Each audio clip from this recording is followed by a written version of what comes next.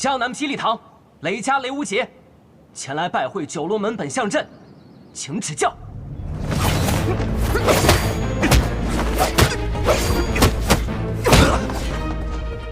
入阵。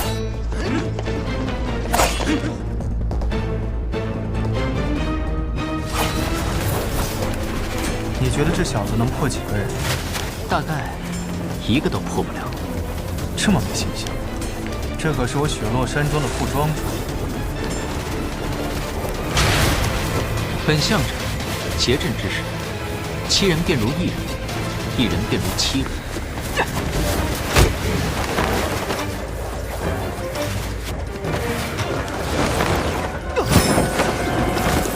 雷，萧无色此时尚能不落下风，只是因为本相阵只结了形，还未结义。看来对手并没有把这个萧无色放在眼里。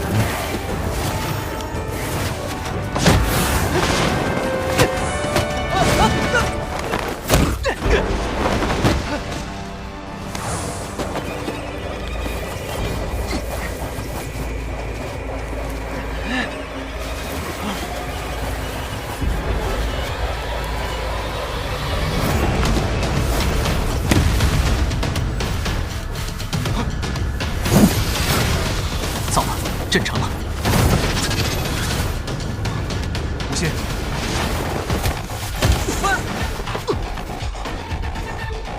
别在这碍事了。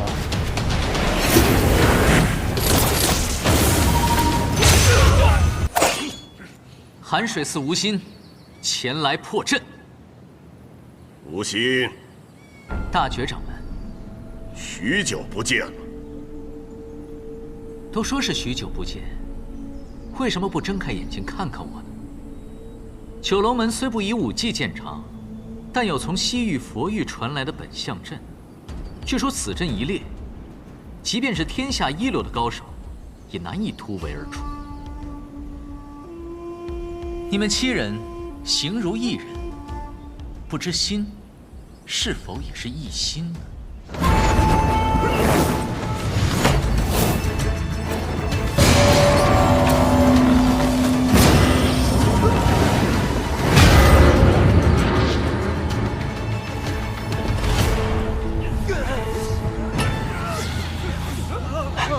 这些人都是被心魔给困住了吧？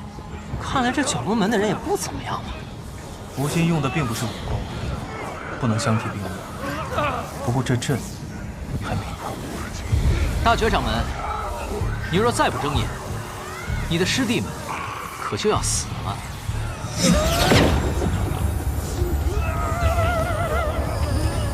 无心，你又何必再逼在下？大觉掌门。你话也忒多了。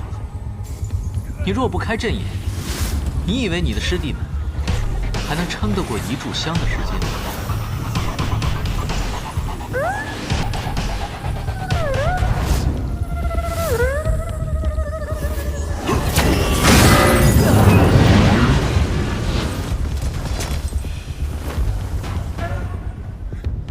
心若明镜，诸邪不侵。想不到大觉掌门的心法也精进如此。无心，你可还记得你我第一次相见是何时？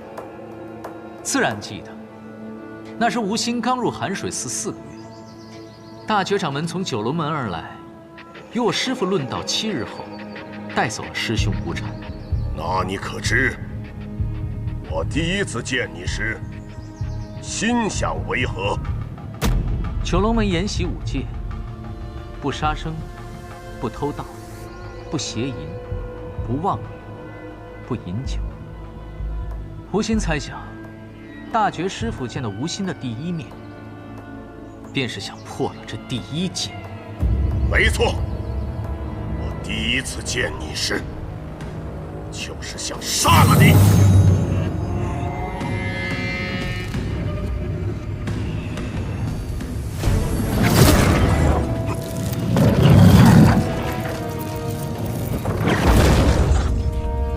又有又是什么武功啊？无坚不摧，万毒不侵，金刚不坏，至刚无敌。这便是九龙门10大绝学之一，将伏魔神通练到极致所成就的金刚之体。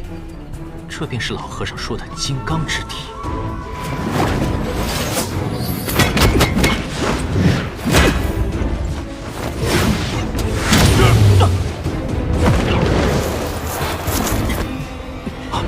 无心，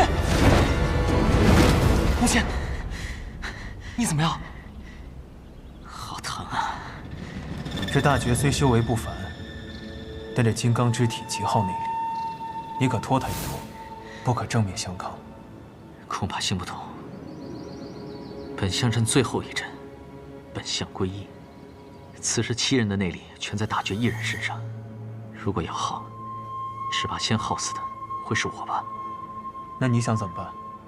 他要做那大罗金刚，我便要打他的金刚破裂，金刚不坏，打得你元神俱灭。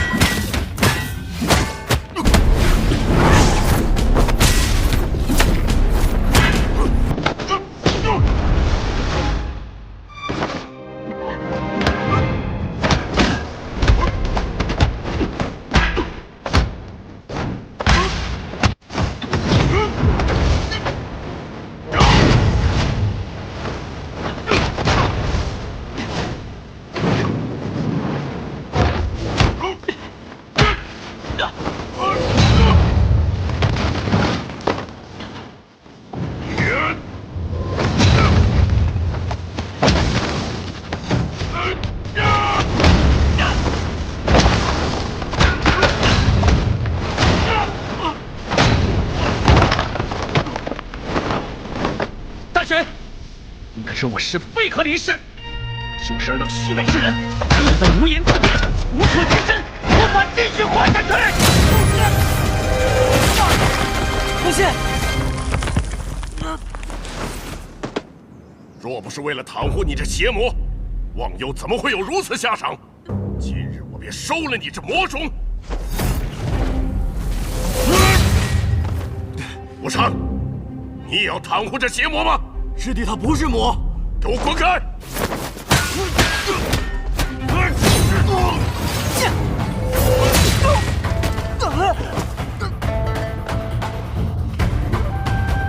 师父说我天生魔心，这辈子注定没有佛缘，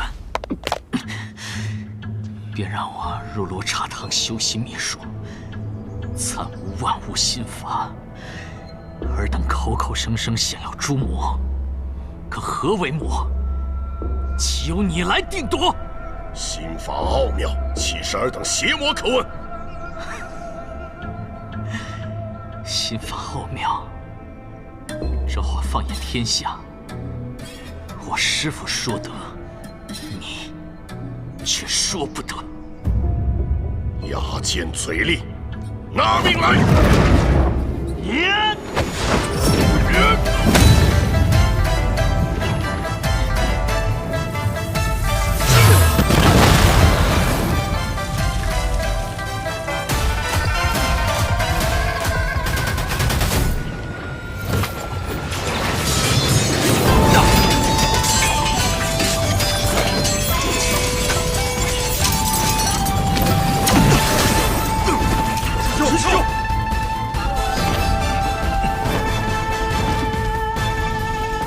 师姐，师弟，老严，你们雪月城为了魔教的余孽也要出手吗？大觉师父不要误会，这是我个人行为，并不代表雪月城的立场。我觉得吴心并不是什么大奸大恶之徒，还望大觉前辈能够慈悲为怀，放过他吧。大觉师父，吴心师弟他真的不是魔。你们这些人正邪不分，我大觉为了铲除魔教的余孽，何罪之有？大觉师父，这魔教东征之时，吴心才5岁啊，当年的那些仇恨跟他又有什么关系？小心点，大觉状态不对。你们这些魔教的余孽，全都该死！叶挺之，还我师尊的命来！九龙伏魔阵，给我起！叶挺之，你给我死！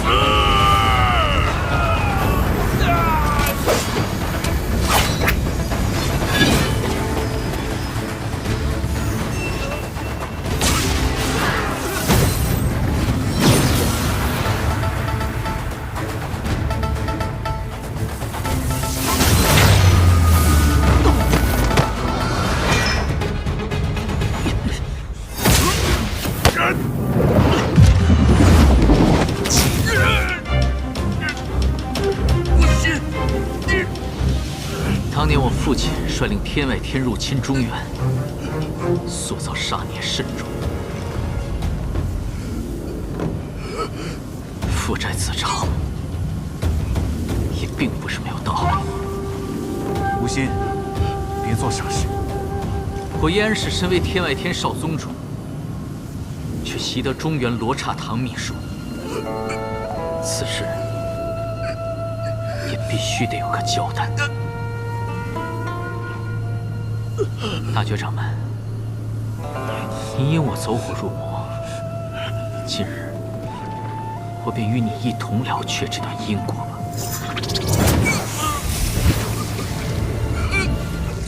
大觉的功力在消散。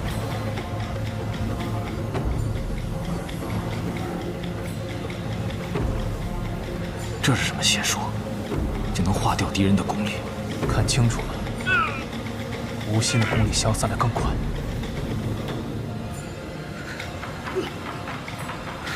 不信，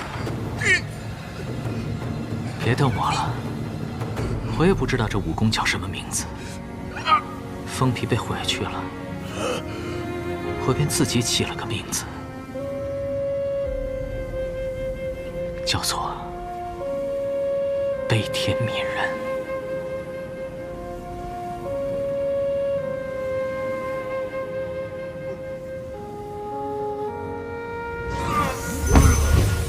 大觉师傅，大觉师傅，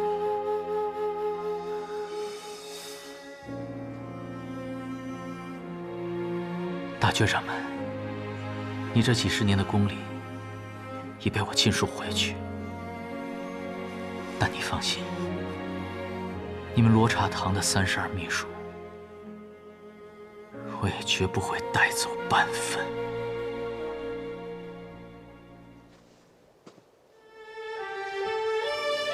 吴昕，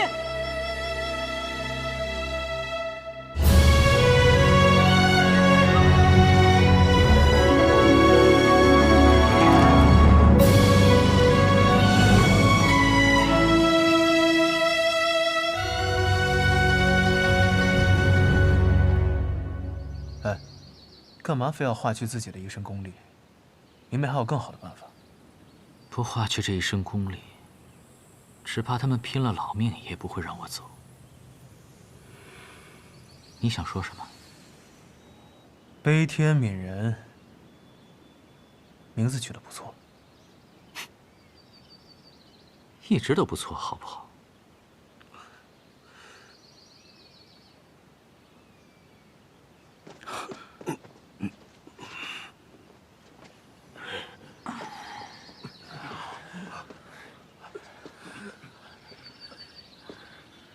大觉掌门，这架也打了，吴昕的功夫也没了，咱们是不是该把这路给让开了呀？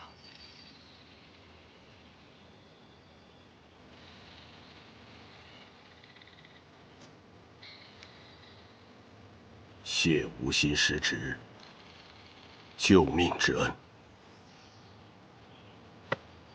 你们聊。说到底，你也是忘忧老和尚的故人，我又怎么能见死不救呢？只是可惜了大师这一身修为，还望大师恕罪。可笑！我大觉修炼伏魔神通这么多年，却扶不住自己的心魔。这世上本没有魔，当服的本就是自己的心魔而已。无常，你要回寒水寺了吗？大觉师父，这12年的教诲，无禅记下了。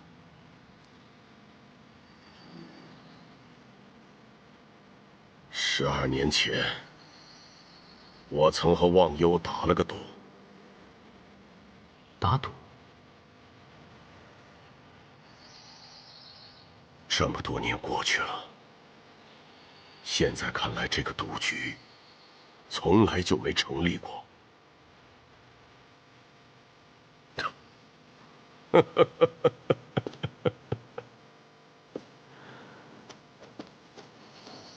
这都是我自己一厢情愿了。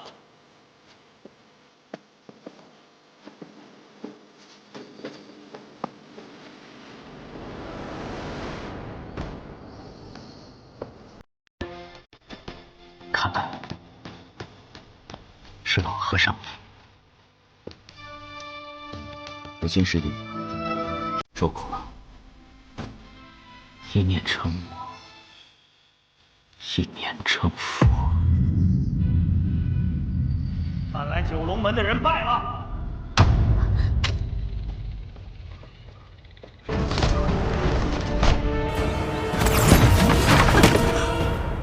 大明朱雀，司空长风。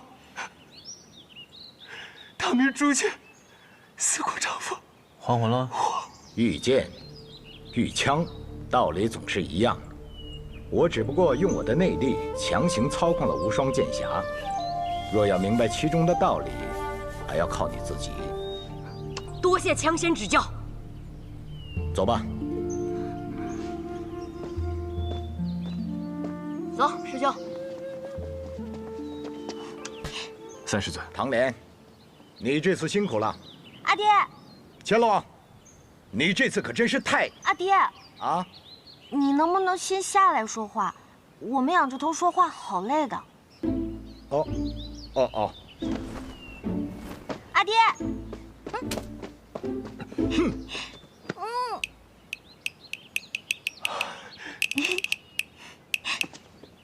阿爹，别生气了嘛，我错了，下次再也不会这样。还有下次啊！你知不知道，爹为了找你，把整个雪月城都翻过来了。哎呀，阿爹，我错了嘛。哼！哎呀，我错了嘛。三师尊啊，千洛这次确实胡闹了，一定得严加惩处。师兄，我一路上帮了你多少忙，居然这么说我。啊，是啊，千洛也是好心的嘛。啊，你还有脸说？这一路上净拖我后腿，哪里有帮忙？拖后腿？千洛，这可就是你的不是了。怎么总给大师兄添麻烦呢？要不是我，他早就在美人庄内翻船了。我听说了，你好像帮他破了一个什么叫什么孤虚之阵，对吧？就算你不插手，一个小小的孤虚之阵还难不住我。小莲这话说的也没错，以小莲的武功，在咱们雪月城也是年轻一代之中的翘楚了。我看你啊，是气我坏了你跟那个天女蕊的二人世界了。你，好了，消消气儿啊。天女蕊是谁呀？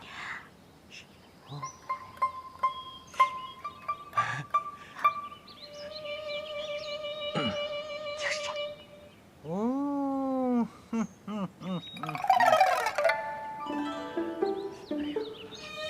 想不到天下闻名的枪仙，私底下是这个样子的啊！你知不知道？确实没想到，这个真是太帅了。我看他们3个聊一宿，应该不是什么问题。以后你可不能再这么玩了。那个，知道了。枪仙前辈，在下江南霹雳堂雷家堡雷无杰，正要去雪月城拜师呢。小伙子，看上去也是一表人才了。啊！别在这丢人了。他说我长得精神呢。在下无禅，这位是我的师弟无心。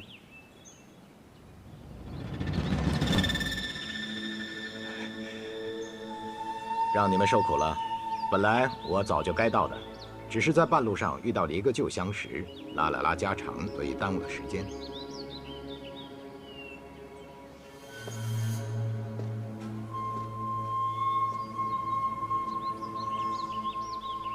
自费一身功力，也非常人所能做到，难怪忘忧这么看重你。你也是来带我走？不，雪月城特来此地，恭送叶安氏回宗。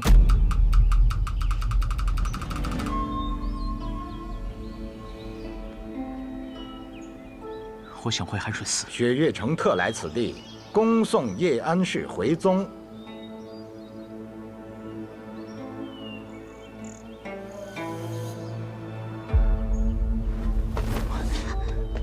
白发仙，白发仙，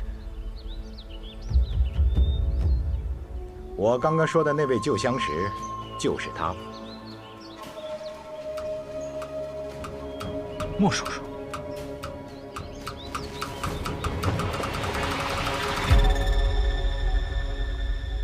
哼，一见我就跑不说，还下那么重的手。你还认我这个叔叔啊？莫叔叔武功这么高，我哪能伤得到你啊？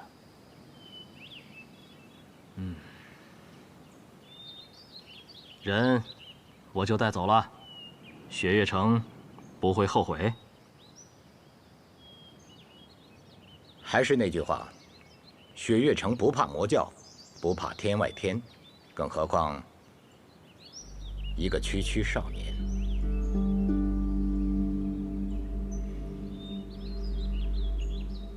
走吧。等等，小子，你想怎样？你要带他走，可问过他同不同意？他本就是天外天的少宗主，不回天外天，难道回那寒水寺吗？那他若是真想回这寒水寺呢？小子，你找死！当真以为我怕了那躲在雷家堡的雷轰，不敢杀你？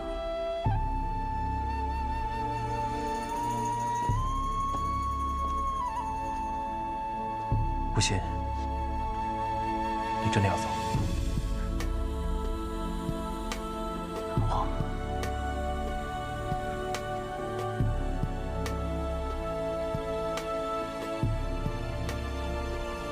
12年的契约已满，你本该就走的，为何还犹豫？锁山河之约，为期12年，那期间他是质子。如今12年期限已过，天地偌大，他想去哪儿就去哪儿。说的没错，无心，你一句话，大不了我们再打一架。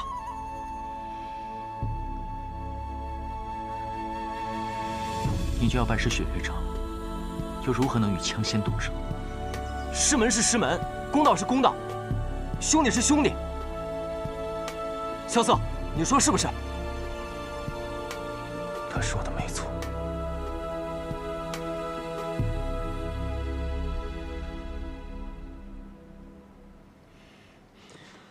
少宗主，莫叔叔，莫叔叔，你这是做什么？少宗主，天外天等待少宗主回宗，已经整整12年了。如今的域外16派4分5裂，唯有天外天从未有一人离开。我们都等待着少宗主回宗，重掌大局。寒色静悄悄，转身江湖路迢迢。天外雪飘飘，冷月的滚烫云知道。人间风萧萧，尘世应不觉思渺渺。宿命了一了，平心而动开怀言表。跋涉千万里惊涛，踏歌着浪潮，悠扬了年少。刀剑唇齿相依，肝胆相照，真情比天大，梦何惧渺小。莫叔，我明白了，我们走吧。天涯海角下一同逍遥，有赤脚不寂寥。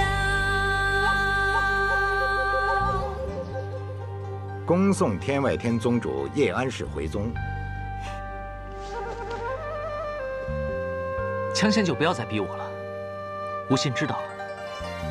其实啊，老和尚都已经死了，回不回那座寒水寺已经不重要了。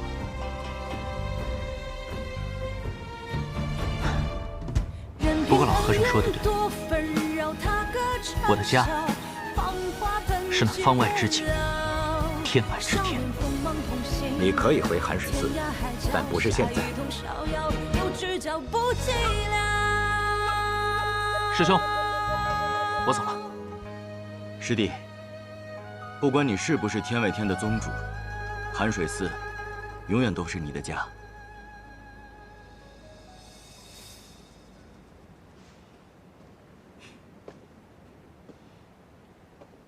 教你的拳，要记得打。那道拳看似普通，千百万遍打下来，水滴石穿，聚沙成塔。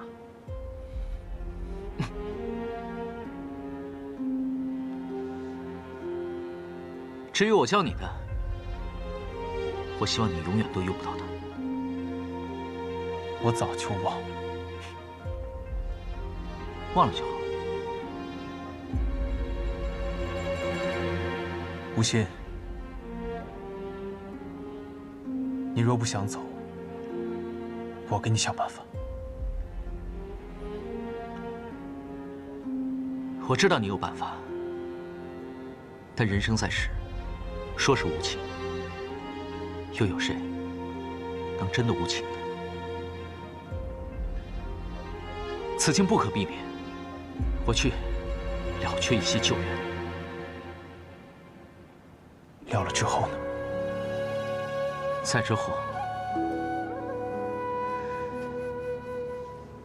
重回江湖，与你们结伴而行。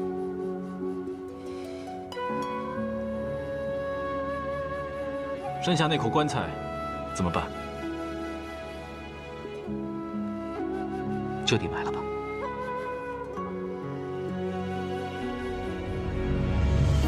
我欲乘风向北行，雪落轩辕大肉席。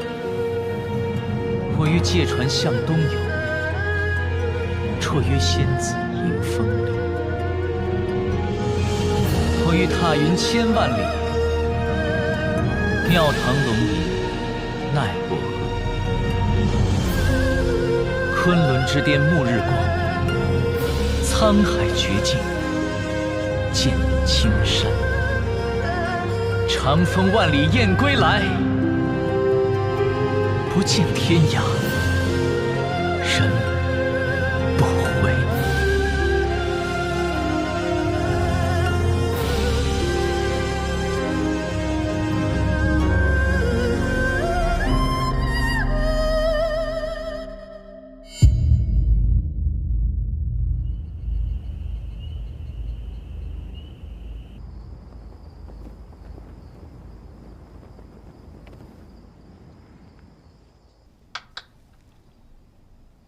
哎呀，熬了半宿，终于等来一招好棋。嗯？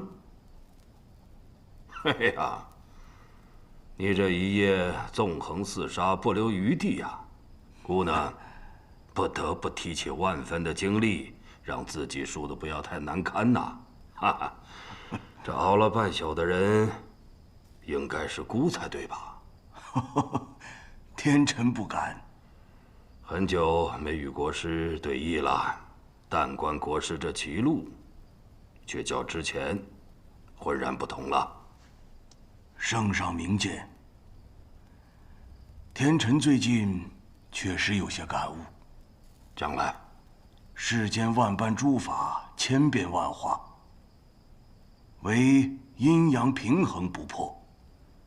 这阴阳，既在方圆天地之中，也在这黑白经纬之见，是冲是挡，是追是放，奇招万千亦不过，输赢两种结局，对弈之人也不过得失两种心态。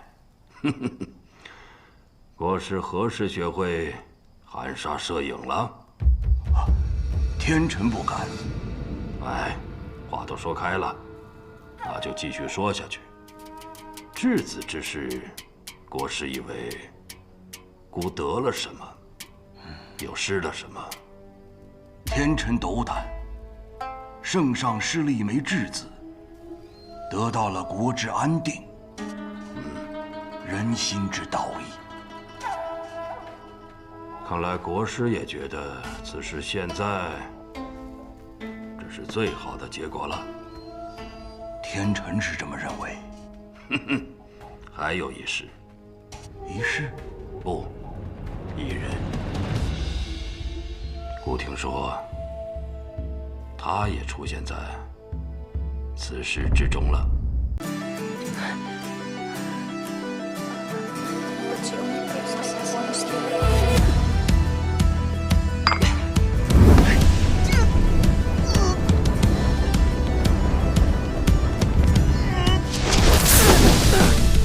凝视脚下无尽的水，他游过这世间的纯洁。这第3碗，你可敢喝？寻梦频率模糊了双眼，不顾一切向前，无法抗拒的心跳，随着呼吸改变。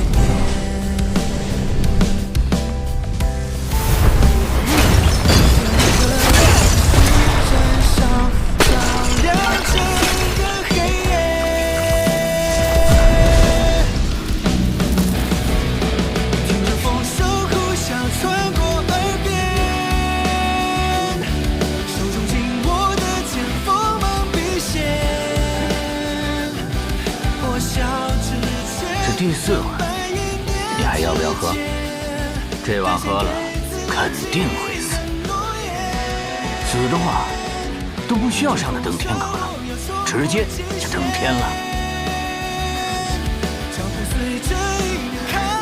给我！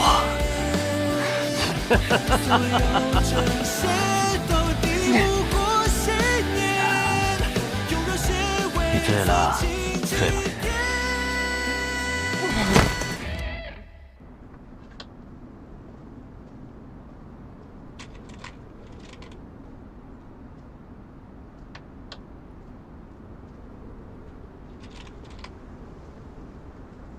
那小家伙已经闯到10几层了，定是来寻你的。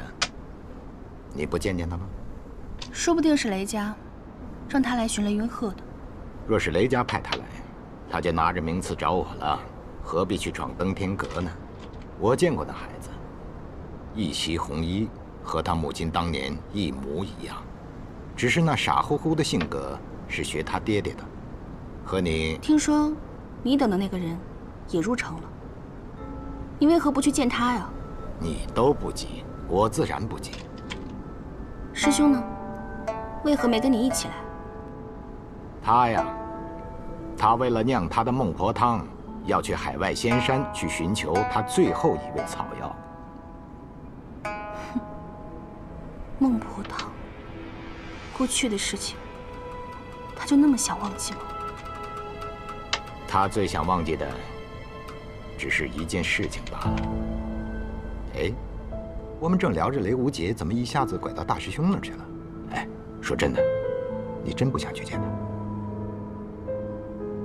哎，我说你这个执拗的性子啊，真得改一改。他可是你的……哎，罢了罢了，不提雷无节了。除了雷无节之外，还有一位你故人的弟子也来了。故人？望城山，赵玉珍。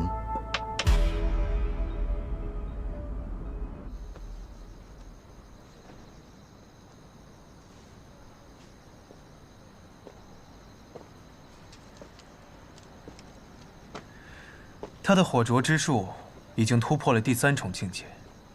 他若是要自己达到这重境界，至少需要3年。而如今，他仅用了3杯酒。唐莲不会无缘无故让雷无节休息。我猜这也是你的意思。你就是雪月城大城主，酒仙百里东君。以这小子的资质，最多到14层，15层那位他打不过他。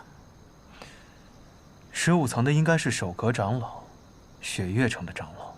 有什么好猜的？明天不就知道了？也对。这酒馆送给你了，我先走了。前辈要去哪儿？寻酒坊。前辈能酿出风花雪月这样的绝品，还需要什么酒坊？孟婆汤。孟婆汤。只需喝上1碗，你就会忘记所有发生过的事。等醒了，就是新的人生，多好啊！可惜我一直酿不出来。如果我酿出来，你也一定想喝上一杯的吧？萧楚，我叫萧瑟，只是一名客栈的老板。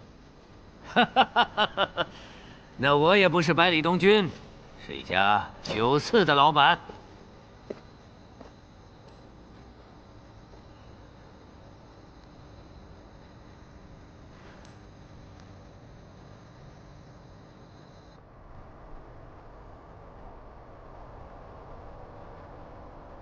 4剑的时候要放刀，收回来，停刺，收回来。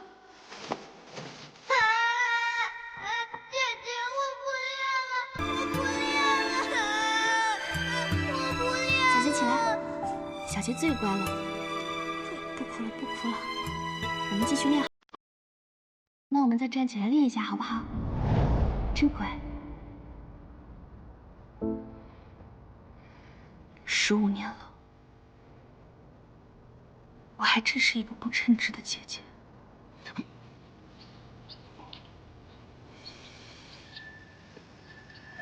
小安，萧子，哎，那老板人呢？走了，寻酒坊去了。寻酒坊？他到底是什么人啊？你管那么多干嘛？人家助你连开3门火灼之术，你只需要记得他是一个高人，也是一个好人就够了。哎，说得对，走，闯登那阁去。哎，吃个早饭再去吧。哎，也对，吃饱了才有力气嘛。走走走，走走走，吃早饭去。马上就要分道扬镳了，最后一顿早餐我请你。萧瑟，你这话说的就有点惆怅了。一点都不惆怅，只是这一趟回去又是那么遥远的路程，仔细想想，竟然只是为了800两。你又来了，又来了，我去登阁去了。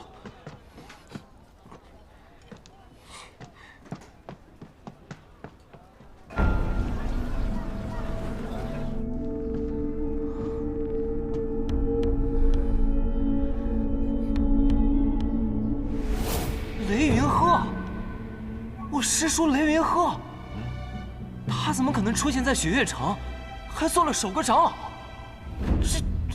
这件事儿，你们的门主雷千虎也是知道的，也曾派人多次请他回雷家，可雷长老对雷家的人却闭门不见。至于为何，等你见到他的时候，自然就知道了。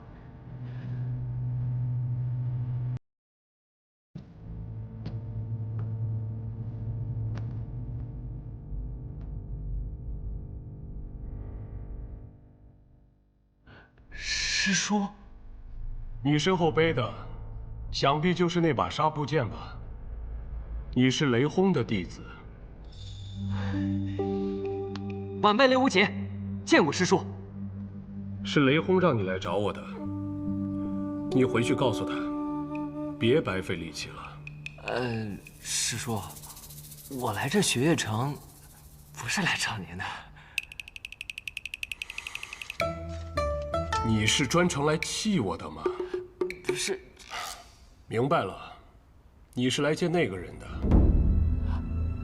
好。哎，还望师叔成全。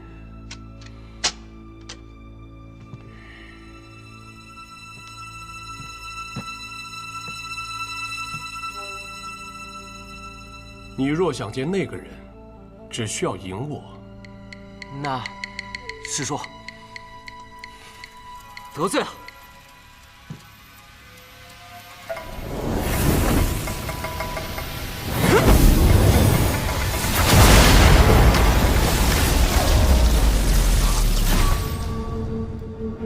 凭你这火灼之术，是过不了我这15层的。拔剑吧，让我见识一下。 雷轰当年不惜违背祖训，修了什么样的剑术？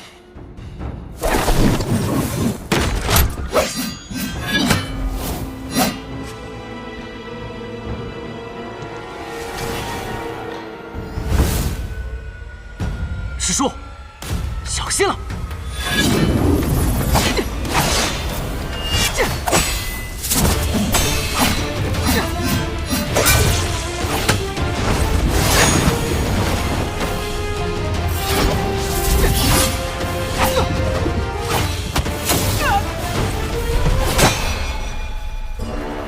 青雷尺，你输了，下阁去吧。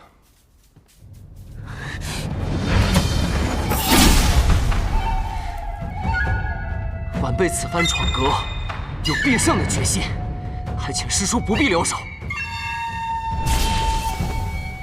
请。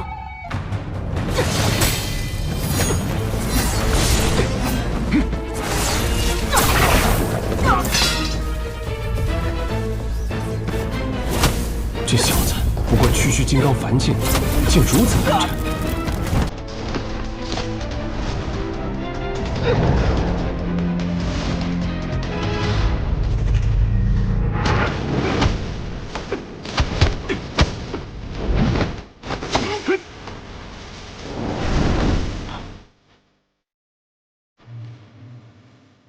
洪哥，你知道冠军榜吗？白小堂排那个。将来的冠军榜上得有我雷云鹤的名字，我雷轰的名字一定排在你之前。看着吧，我一定名扬天下。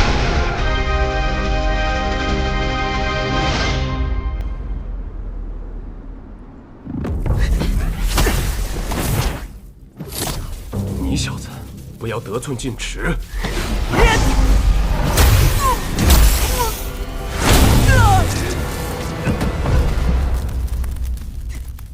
或许你在这一辈雷门年轻人当中确实是天才，可是入了江湖，有的是能顷刻间取你性命的存在。不要太自大了。这我早就明白。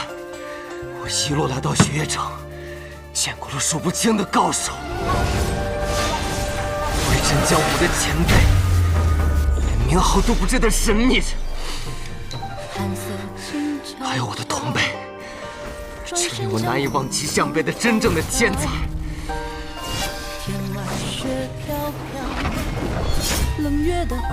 我雷无极就是一路败到这里来的，但是我输得起。 我相信，只要我还活着，总有一天我会赢回来的。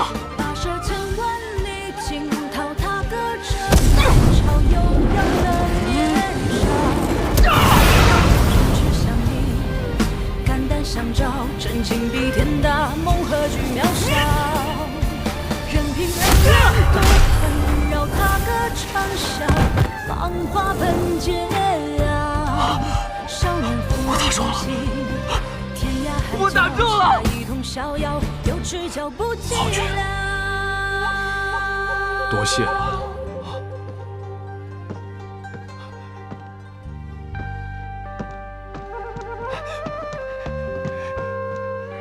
师叔，你看我刚才那算是……躲开一点。啊！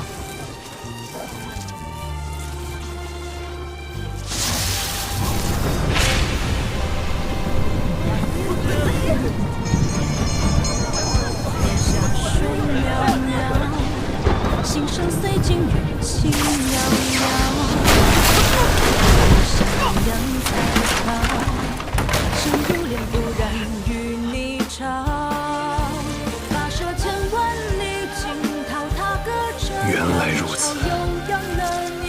天洛不是因为重伤，只是心颓了。让我也回想起那股少年之气，让我回想起那股力量吧。我以9天惊雷撼乾坤，一指破空9万里。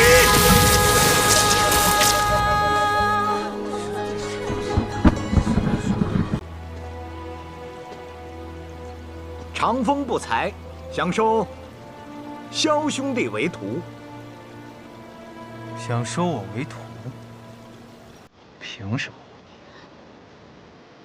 在下这一身武功，在江湖上也算是拿得出手。我又不信。除了武功，在下的棋艺那也是天下无双。不知道萧兄弟喜不喜欢下棋呢？谈不上喜欢，就是没输过。好，那不妨我们就下上一盘。倘若萧兄弟赢了，那我就不再勉强，如何？好一个雪月城！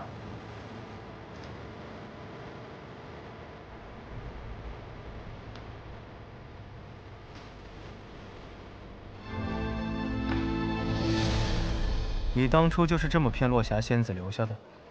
愿赌服输，这哪是骗呢？请吧。围棋乃是鬼道，并非大道。想不到堂堂3城主，竟如此沉浸鬼道。若以4城为棋子，天下为棋盘，可算大道？3城主好大的谋算。不过萧某志不在此，在萧某看来，任何谋算都大不过银子。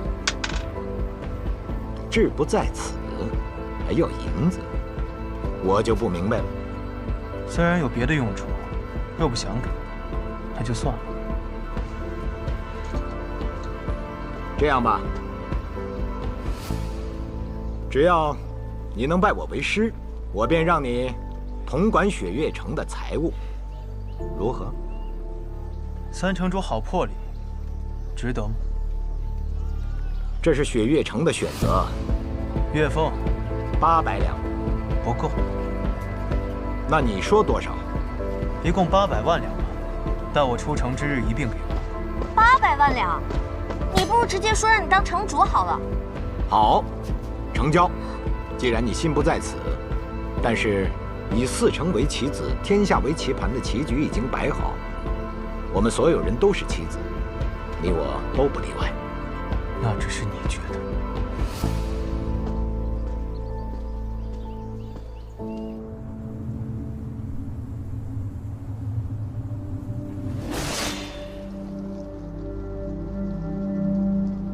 化雪山庄的美，总会在片刻之间悄然凋谢，往往这时候都会下着微微细雪。阿爹还在世的时候，每年都等着看这片刻凋零的美景。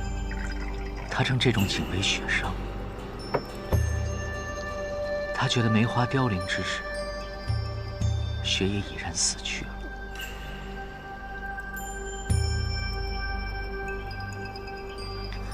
本来等了许久，想看这场雪殇的，只是你竟一刀将这些都给斩了。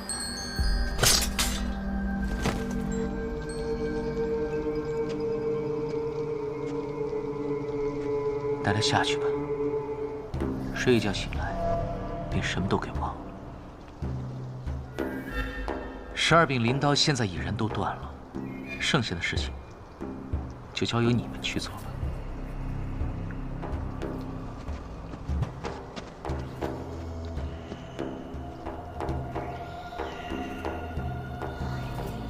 宗主，关于你的那几个朋友，刚刚有一些新的消息传来。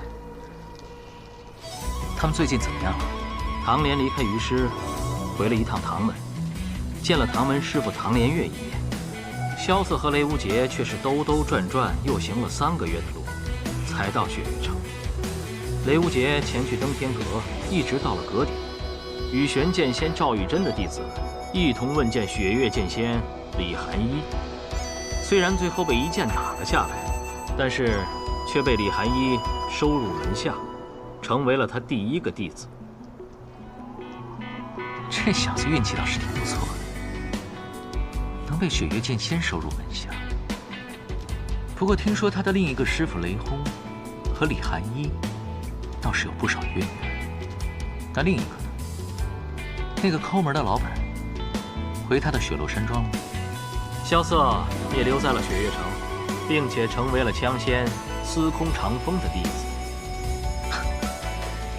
我还以为会是九仙百里东君。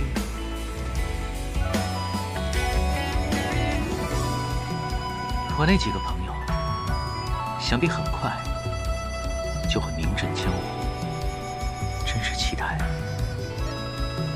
再相逢的那一天。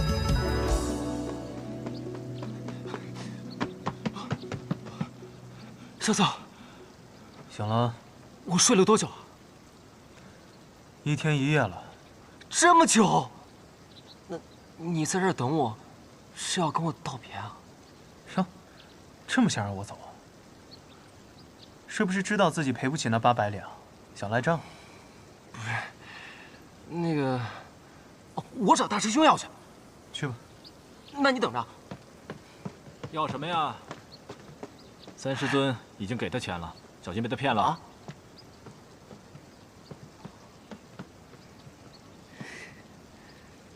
大师兄，这一句大师兄算是叫得名正言顺了。对了，给你介绍一下，坐在你旁边的这位呢，是你的三师弟。三师弟，在你拜12师尊之后，萧瑟也被三师尊收入门下。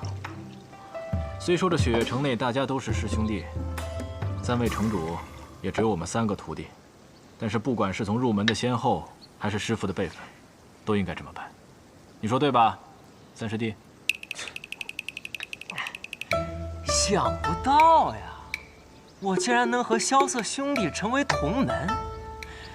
本来还想着这一路走来，你要跟我道别，我还有点舍不得。现在好了，我们可以一直在一起了。谁跟你一直在一起？滚一边去！雷兄弟真是少年心性。我跟你们2个说，咱们3个就一起闯荡江湖，就像那3位老城主年轻的时候一样，也去搞个天下第几当当。我觉得不错。我说雷无节，李寒一让你第2日就去寻他，我看这第2日天都快暗下了。堂堂雪月城2城主，向来一诺千金，晚了1刻，你们这万山5祖的约定，怕是就不作数了吧？告辞。小憨货，他这个年纪的少年郎，不就是这样吗？一路向前冲，万事抛脑后。所以才叫他憨货呀。话说你赖在这雪月城不走，真的是为了那800两？错了，是800万两。萧瑟，我有一个问题想问你。当年连月师傅将我送至雪月城的时候，让我替唐门等一个人，这个人是你吗？当然不是。想都不想便说不是。我说你这人还真是奇怪，你就算要等，也应该是等一个如花似玉的姑娘，你等我一个大老爷们干什么？你看着像是一副久经世事的样子，可实际上你才多大呀？你也就比雷无节大个几岁吧。管得着吗你？我不管你，有的人管。这话说得好。三师尊，看来今天我这小院贵客挺多呀。萧瑟，见到三师尊还不赶紧行礼？哎，无妨无妨。我虽想收你为徒，可你并未同意。唐莲、千洛，你们2个守在外面，我和这位萧兄弟商量些重要事情。是。是。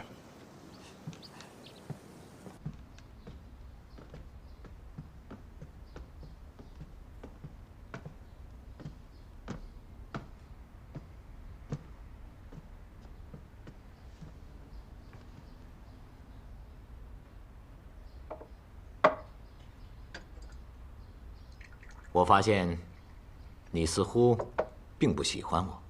我为什么要喜欢你？因为你是天下独一无二的枪仙吗？是因为那件事情而怪我？我也不怪你。趋利避害是每个人的选择，我只是不像他们一般看得起你罢了。独一无二的枪仙又如何？想收我为徒，你还不够资格。当年你王叔入狱之时，我手提长枪，本已打算冲出雪月城，直奔天启，可我当时却收到了一封信。这封信是你王叔亲笔所写。王叔信上说什么了？他要我接下来无论发生什么事情，都要留在雪月城。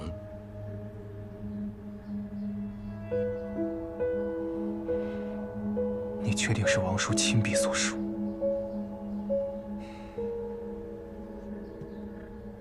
你王叔的笔记，你应该比我更清楚。龙飞凤舞的，天下间无人能够模仿。我本打算不听他的，可当年他却号称算无一策的卿相公子。我想，这或许是他计划中的一个环节。我倘若去了，或许会破坏他的计划。可是我万万没有想到，他却死了。谁也不会想到这个结果。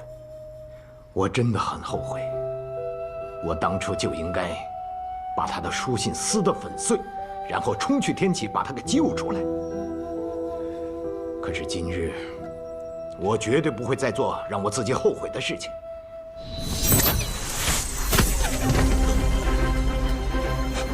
做什么？哎，秦老，放心，3师尊一定不会为难萧瑟的。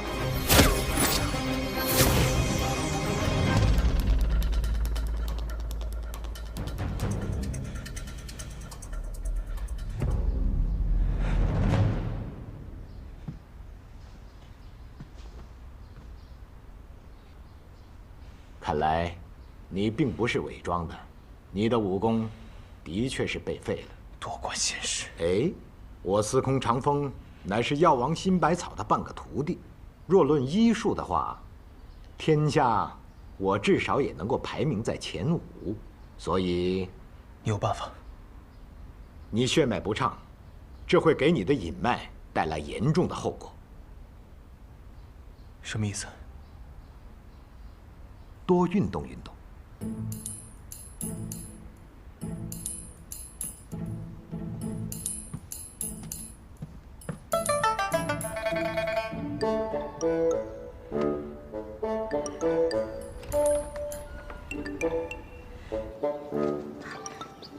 阿爹，你没有揍他吧？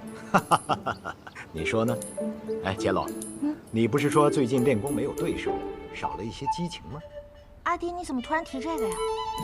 这个萧瑟啊，轻功身法不错。哎，你的枪要是能够追上他，那便提升了一个境界。我刚才已经跟他说好了，以后啊，你们2个一起练功。我什么时候说过这样的话了？千洛谨遵父亲之命。嗯。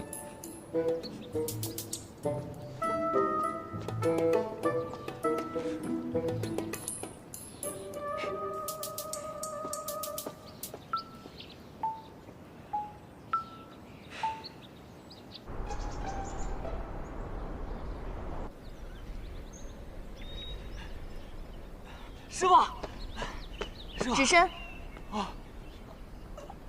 为何来的这么晚？我太累了，睡过头了。跪下。哦。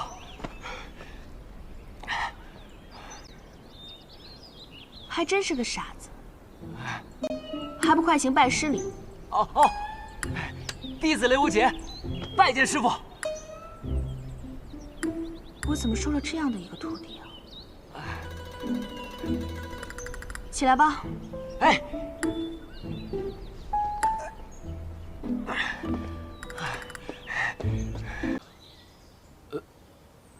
这，我得问一下掌教师叔。你师叔的剑法如何？现在在我之上，不过1年之后嘛，就不好说了。那我便1年后再来。他如果不答应，我便打得他答应。哎，拦了16年，终于还是坠了凡尘。这些都是师傅告诉我的。说到这里，师傅他就吃醉了。之后的事情嘛，二师尊似乎还上过一次望城山，就在你师叔雷云鹤拜山不久之后。具体的我就不太清楚了。不过你要想知道的话，可以直接去问二师尊。那我不太敢啊。哎，对了，我来这雪月城也有些时日了，为何一直没见到这大城主百里东君呢？你见过呀？我见过。我什么时候见过他？你不仅见过，还喝过他亲手酿的风花雪月。是他呀！下次再见到他，一定好好谢谢他。来，喝酒。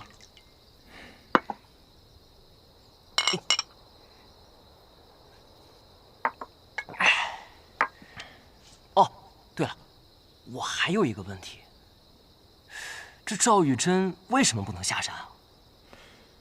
江湖上关于赵玉珍的传言很多，传说在她出生之时，一道霞光照进屋内，望城山老天师亲自下山迎接，因为他是神仙转世。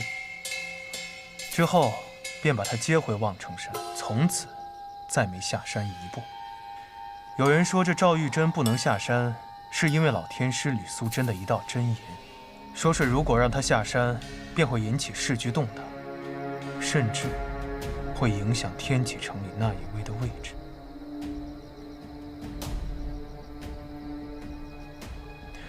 所以望城山外30里一直驻扎着5000铁甲军，就是怕他下山。不过还有人说，赵玉珍身上聚集着望城山当代的5运和天运，所谓真言不过是杜撰，只是怕他一去不回罢了。那以他的本事，若真想下山，是不是没人能拦得住他？10年莫说是下山，赵玉珍连自己的小院都极少迈出。我猜他是在等一个人，如果这人不来，他可能会一直等下去。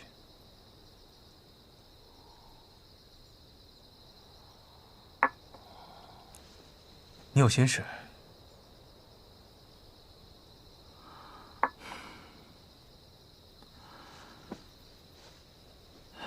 我出生在唐门，是唐门长老唐连月的弟子。原本以为会生在唐门，死在唐门，却忽然被送至这雪月城，拜天下闻名的九仙百里东君为师。连月师傅告诉我，让我在这里等一个人。我已经等了6年了。你们唐门的人总是这样，从一出生开始，就被赋予了太多使命，所以活得一个比一个累。雪月城的事你要管，唐门的使命你又不能忘。这个世界上这么多人，每天活着，不过也都是为了自己活着，哪有那么多的事情要想？话说你留在雪月城，真的是为了银子？毕竟事关银子的事，都是大事。800两，还真是大事啊！错了，是800万两。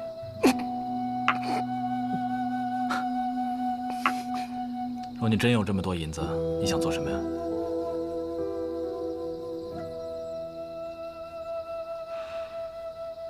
招兵买马，踏碎了天启城。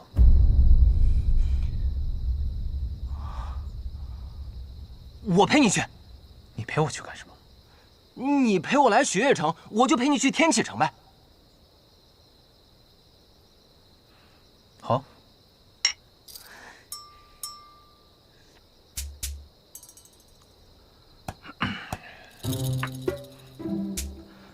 你真不是我要等的那个人。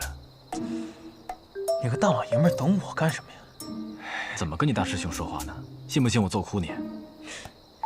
你也就欺负我不会武功吧？敢不敢比个别的？好，比什么？你是酒仙的徒弟，咱们就比喝酒。好。那我去搬酒。来。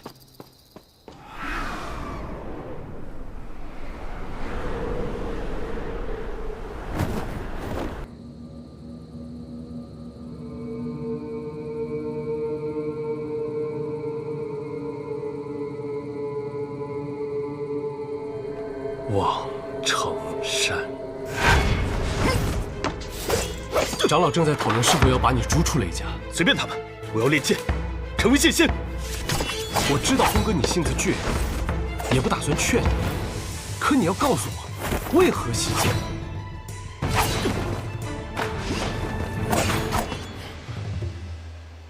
因为在望城山上，我见到了。怎么回事？天底下不可能有这么强的剑气！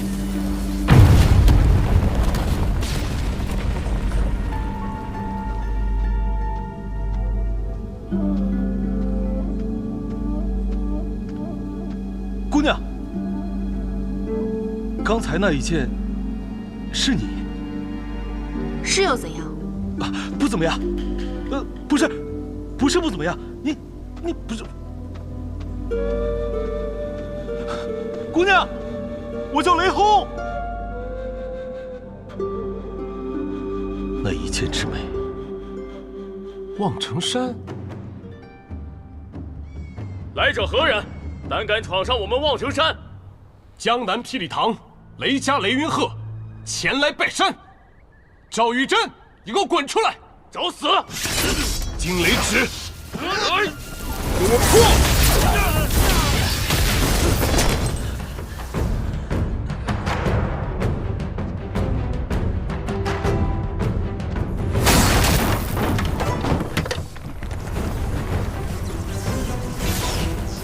我兄弟见了你的剑，说世上武学最美的乃是剑，我也想见识一下。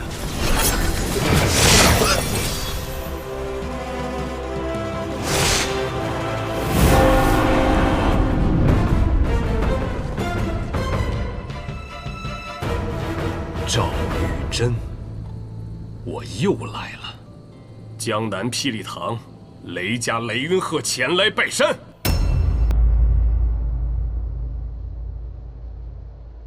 春庭乐舞，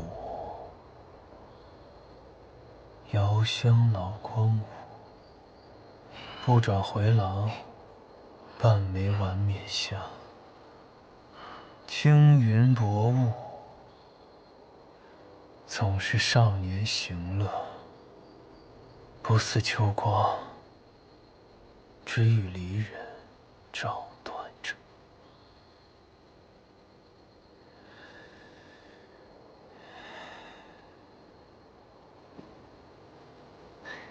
这真是最后一坛了。哎，看来是大师兄赢了。来，大师兄，大师兄，大师兄，真强啊！喝醉了都不躺下。哎呀，忘了那绿山姑娘的事儿了。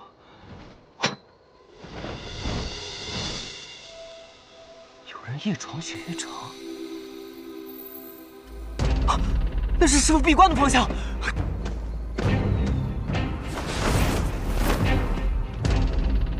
你是谁？我还想问你是谁呢。我可以说我的名字，但你敢听吗？师父正在闭关，这几日不让人打扰。你若要拜访，再等2日吧。2日之后，你上山来，我不拦你。你是李寒一的弟子，他居然也开始收徒弟了。你叫什么名字？雷无节。好了，快把路让开，我急着去见李寒一，不要耽误我的时间。我前面说了，我师父正在闭关，我虽然没用，但也不能这样就让你过去。荒谬！你能拦住我？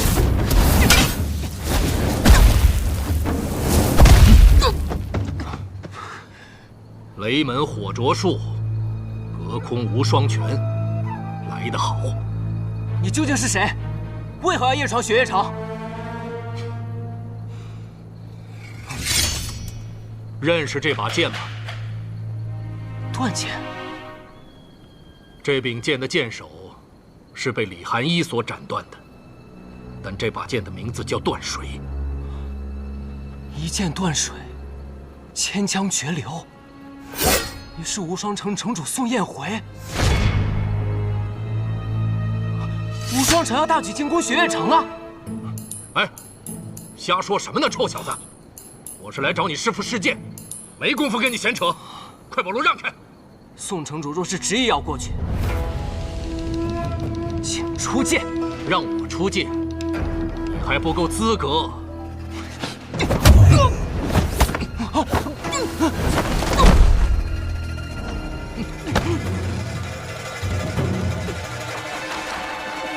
放手！我说了，只要我还没死，你就不能过去。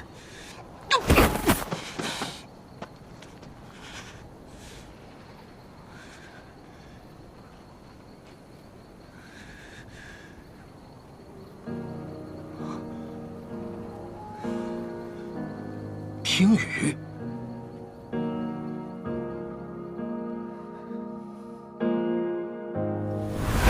你需要找到拔剑的理由。拔剑的理由？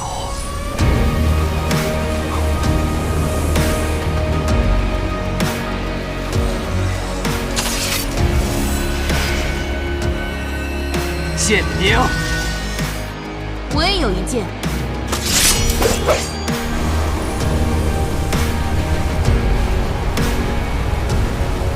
剑名。月溪花尘，月溪花尘，雪月剑仙李寒一所传。请宋城主赐教。够美，你够资格接我一剑。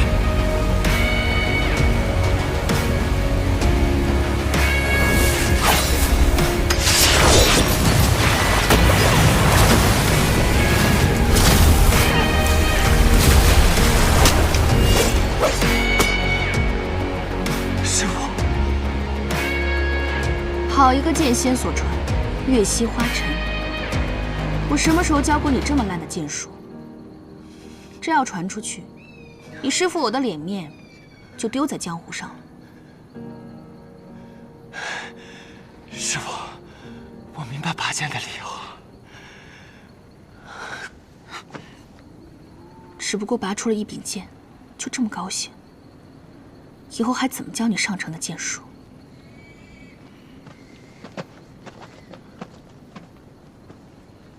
守护之剑，你收了个好徒弟。果然，还是这个结果。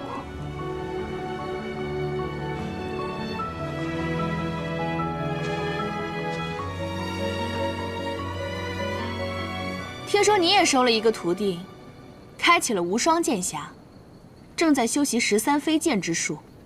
我这个徒弟，天赋远在我之上，他5年之内必成剑仙。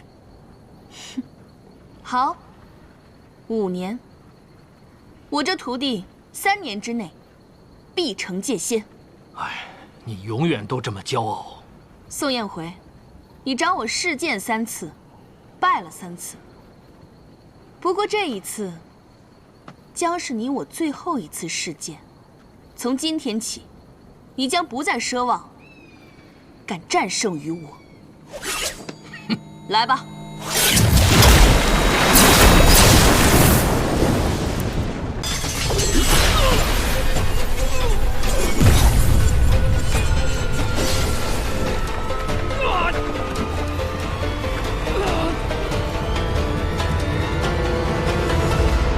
你没有让我失望，不过这种程度，还是挡不住他多久。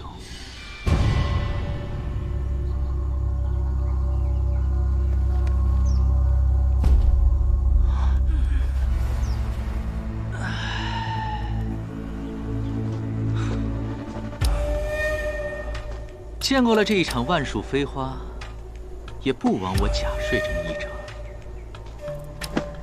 无心师弟，师兄，好久不见。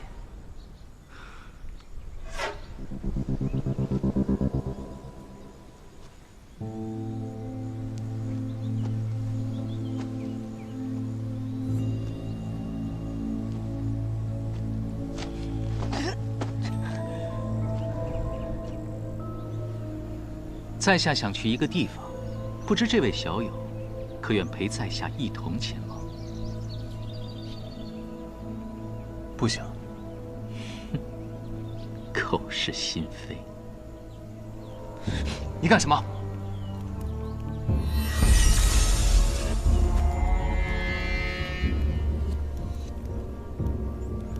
什么意思啊？看来这位小友也愿意一同前往。真是太好了！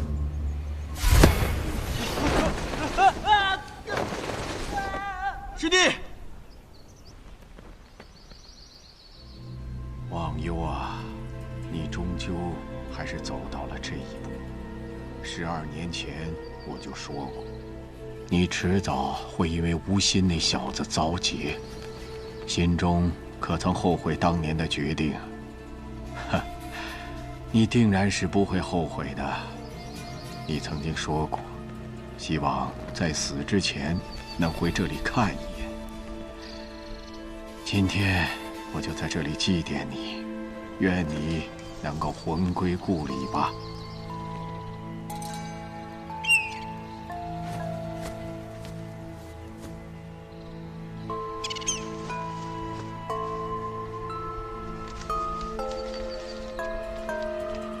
萧瑟，咱们师徒也该见一面了。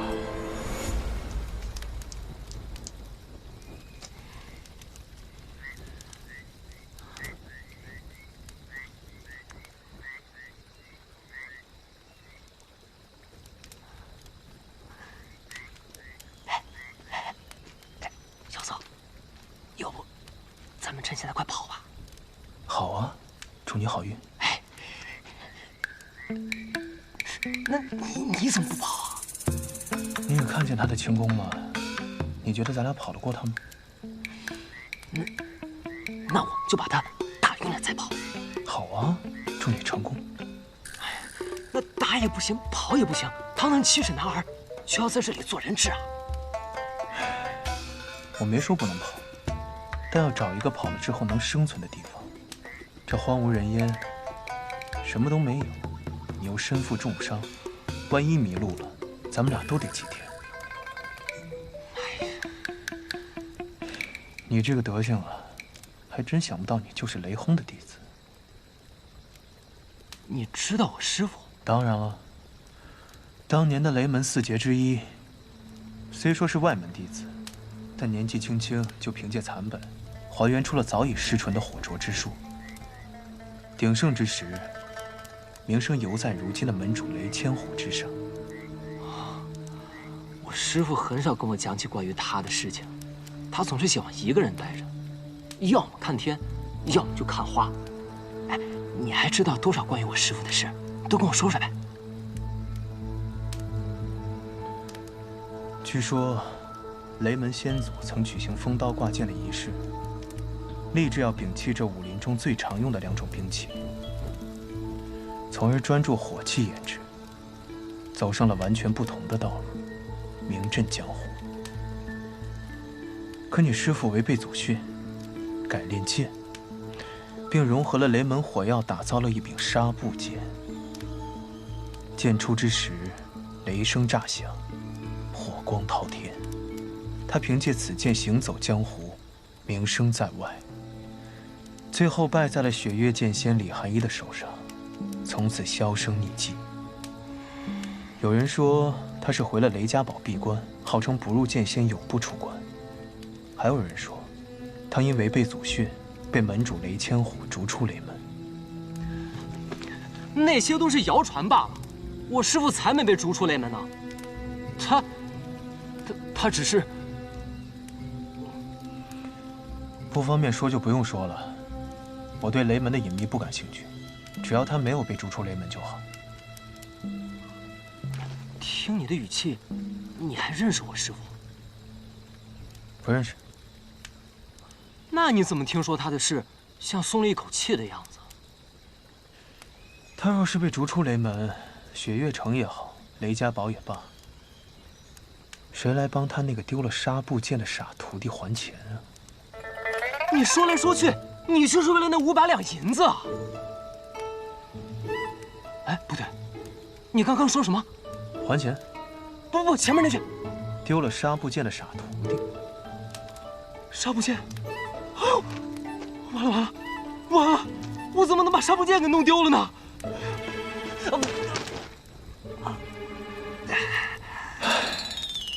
雷门不逊啊！你的伤怎么样？没什么大事，就是一运功就疼得不行。那白发仙的武功深不可测，我们能逃过一劫，已经算运气好了。是，这样说起来，还真是多亏了他呢。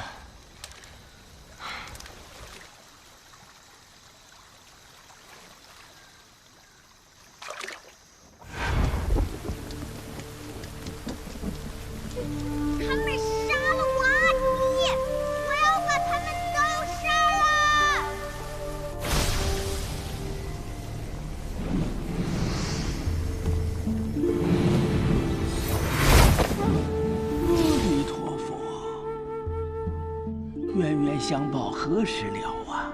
况且他还只是个孩子。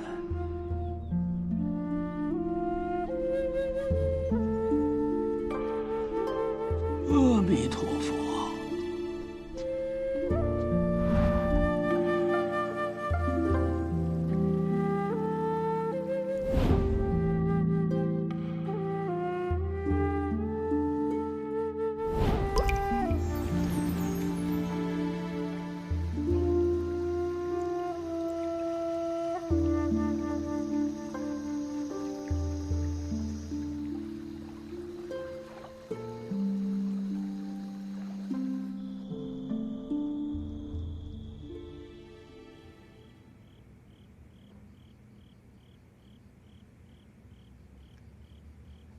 你这一路到底遇到了多少事啊？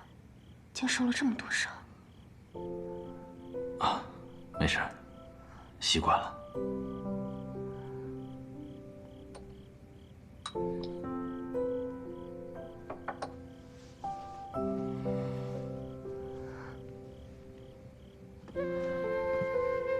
啊，无禅师傅在哪儿？关于无心，我还有一些问题想问他。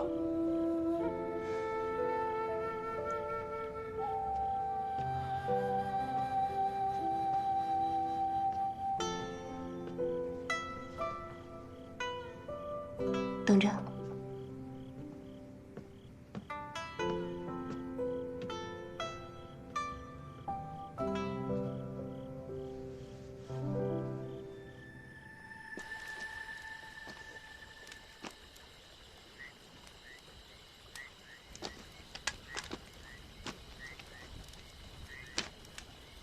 我看过一本书，上面说世上有神人，脚踏云雾，身着白衣，引路西风，能御风千里而行，与日月同老。说的就是他这样的。我也从未见过如此的轻功，真的就像御风而行一样，而且跑了那么久，也不见半分疲态，真是不可思议。我们身为人质，却在这儿夸赞他，你说他听到之后会作何感想？二位小友，可不是我的人质。在下方才说了，想请二位同我去一个地方。马车上那么多人，你为何偏偏挑中我们二人？无非就是看中一个不会武功，一个身负重伤罢了。哦，身负重伤。在下不才，愿为小友效劳。你要替我疗伤？这一路还要靠二位多多相助。疗伤这小事，何足挂齿啊！不，这还是算了吧。小友被白发仙的真气所伤，若是一运功，两股真气再次相冲，势必会伤上加伤。在下这就帮你将那道真气逼出。世上竟真有如此神奇的情况！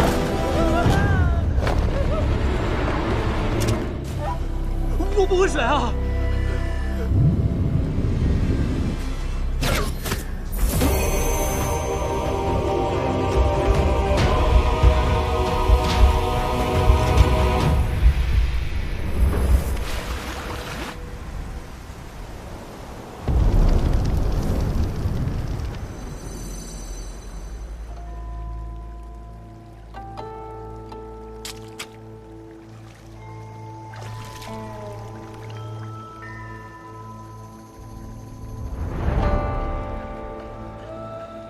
什么功夫，竟能让他人也凌波虚度？这与我无关，是他自己。没误解自己。老和尚说世间有人心有玲珑，可与自然相合，倒真没有骗我。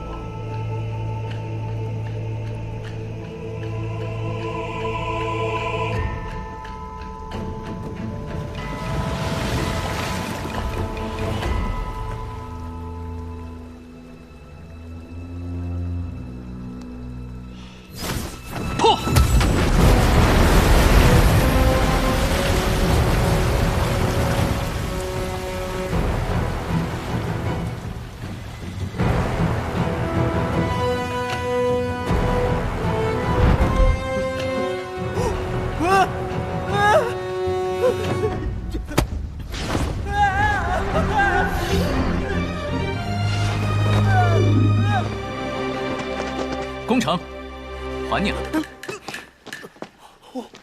感觉怎么样？酥酥的，麻麻的，还有点舒服。雷门好歹也是江湖大世家，怎么就出了你这么个小行货？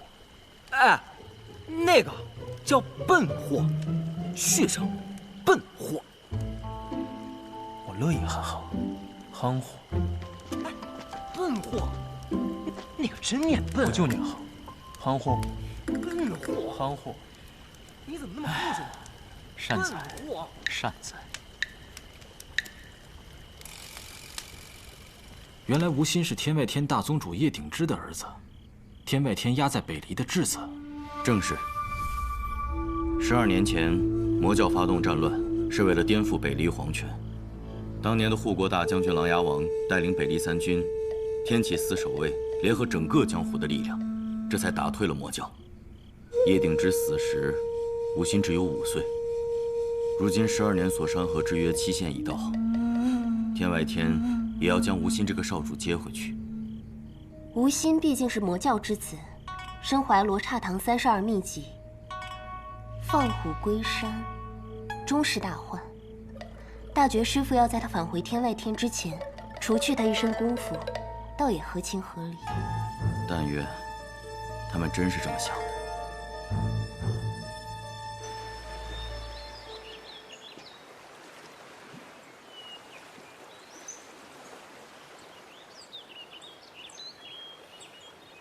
为什么要帮我们？在下方才不是说了，我想去一个地方，需要2位陪行。疗伤之事，不过举手之劳。这位大师，你武功这般神乎其技，去什么地方非要我2人不可？而且，你是雪月城要押往九龙门的人，我身后这位就是雪月城弟子。要我们同行，不怕我们抓你回去？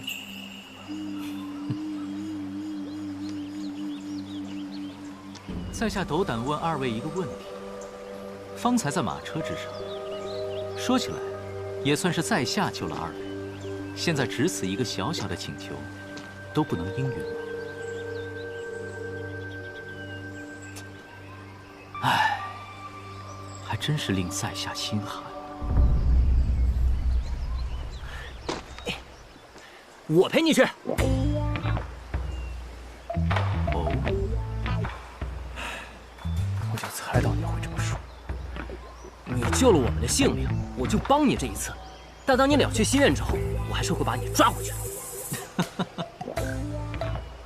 好啊，到时我便等你来抓。只要你有这个能耐的话。既然二位决定与我同行，那我们便是同伴，所以还是以姓名相称吧。不知二位姓名？我叫雷无节。萧瑟。都是好名字。你到底要去什么地方，非要让我二人同行？以你的神通，有什么地方是你去不了的？问得好。因为我没钱。出门在外没钱，那可是寸步难行。哎，那你可真是找对人了。我告诉你啊，那一车人里，就属他最有钱了。这一身球衣，光是这袖子就是100两。闭嘴！我要是不给呢？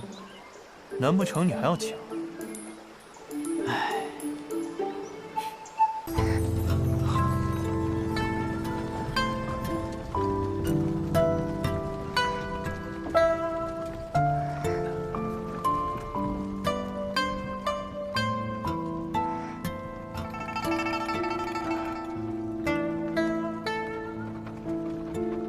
师兄，我们。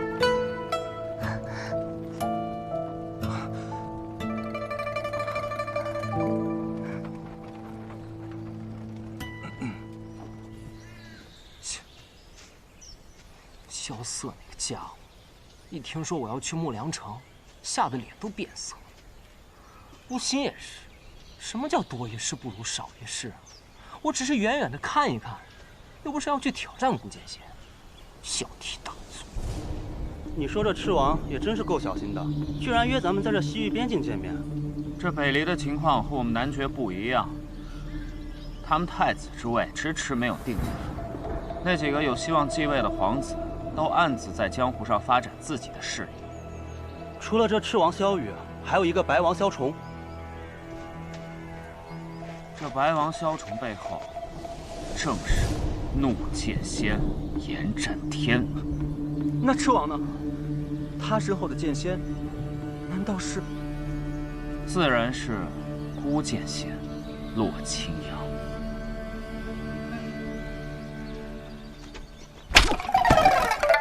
什么人？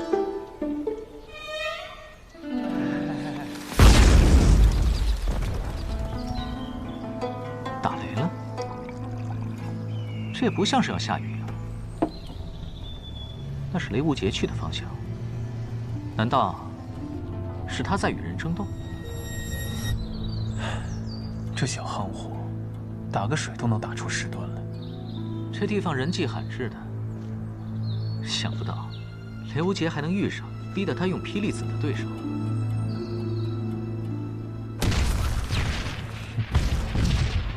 他们的位置在移动，看这情形，是往木良城的方向去了。木良城，顾剑仙。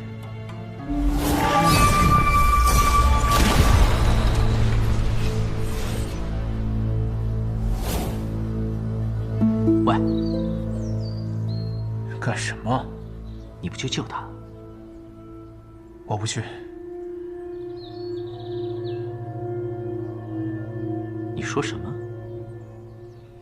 那小夯货没那么容易被干掉，兴许脱身了，一会就找回来了。话虽如此，可他们是往木良城的方向去了。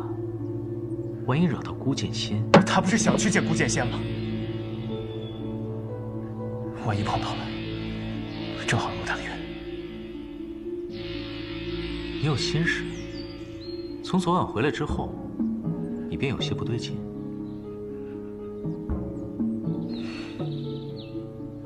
总之要去你自己去。小夯货说要帮你，我可没答应。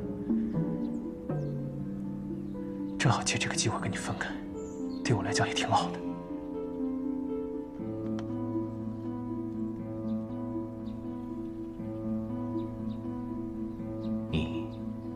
害怕了？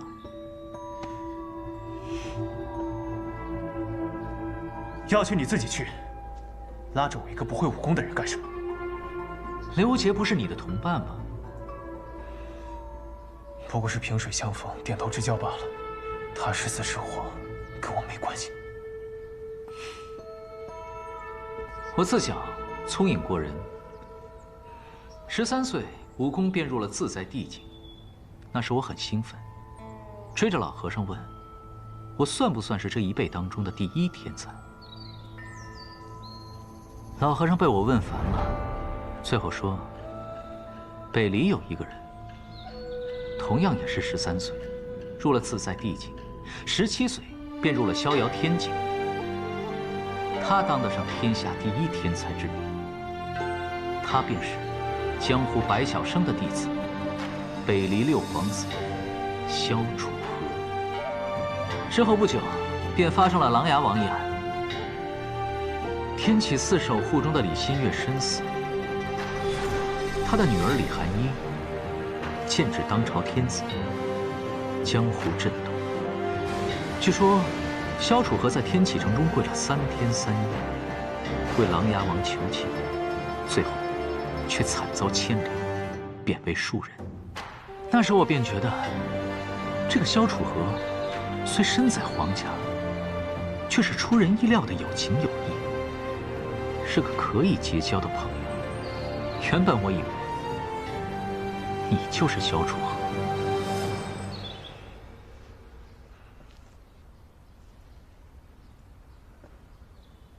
你少装出一副得道高师的样子。你喜欢讲故事是吧？那我也给你讲一个。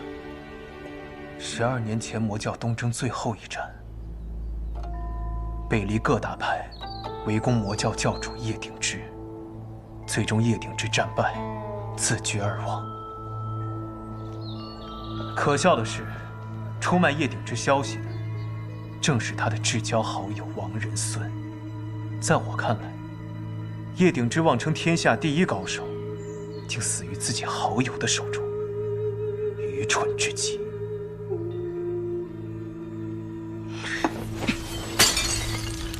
怎么，恼羞成怒了？今日不用武功，我也给你个教训。我警告你，你疯了！撕了你这张臭嘴！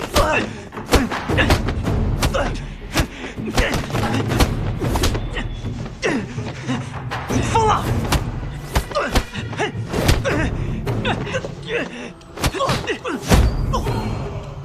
好圣人，耻闻过，惩辩己，炫聪明，立威严，自强力。此六者，君上之必也。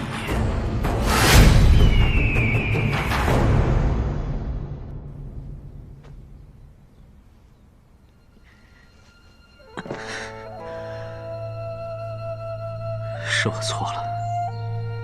今天这里没有天外天的少宗主，也没有什么萧楚河，我只是寒水寺的无心。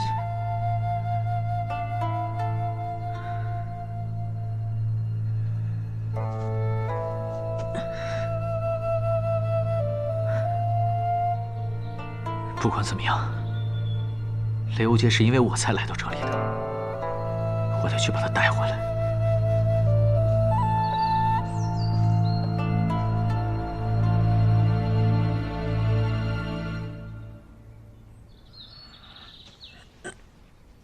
而你，也只是雪落山庄的萧瑟。我看好的人是永安王萧楚河，而不是雪落山庄的萧瑟。有本事单打独斗，3打1算什么本事啊？臭小子，少废话！说，谁派你来的？要杀便杀，小爷我眨一下眼睛都不算英雄好汉。这几个人的兵器，似乎是男爵之人的长刀。把绳给我解开！小爷我一个一个陪你们打到天黑。男爵太子身边的侍卫傅恒星，此人出现在这里必有特殊目的。这小子大概是无意间撞破了什么。吴昕怎么还没来？给他点颜色尝尝。你不会来真的吧？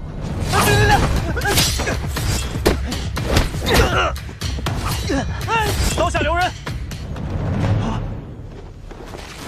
萧瑟，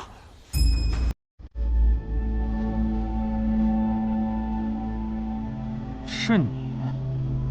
想不到你还记得我。怎么会忘记呢？我家殿下至今还十分懊恼，当年在天启城千金台输给你一座城池的事情。年轻时的荒唐是吧？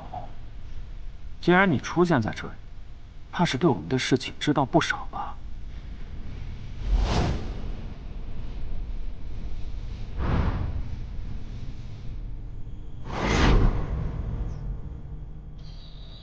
我那个不成器的弟弟，现在怎么样了？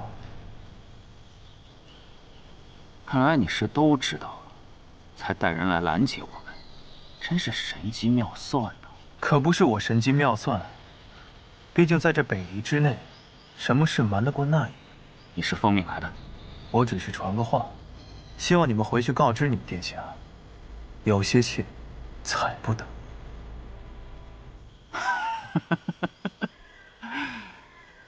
我差点被你唬住。何出此言？据我所知，你已经被贬出天启城了。你们的情报不假，不过这天启城的水，比你们想象的要深。你若不信，可以试试。好，我愿意一试。哎，出手啊！你只会躲吗？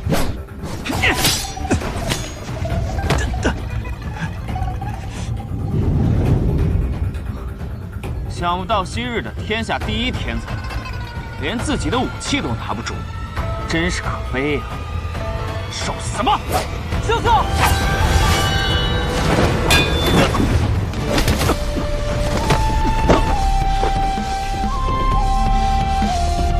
不信，还不快走！什么时候到的？就在你刚刚和那人对峙的时候。既然到了，为什么不早点出手？本来是想出手的，后来看你聊起年少的荒唐事，觉得有趣，就多看了一会儿。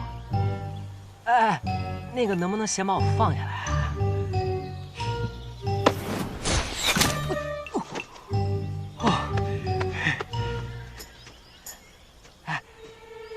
萧瑟，你跟刚才那个人认识啊？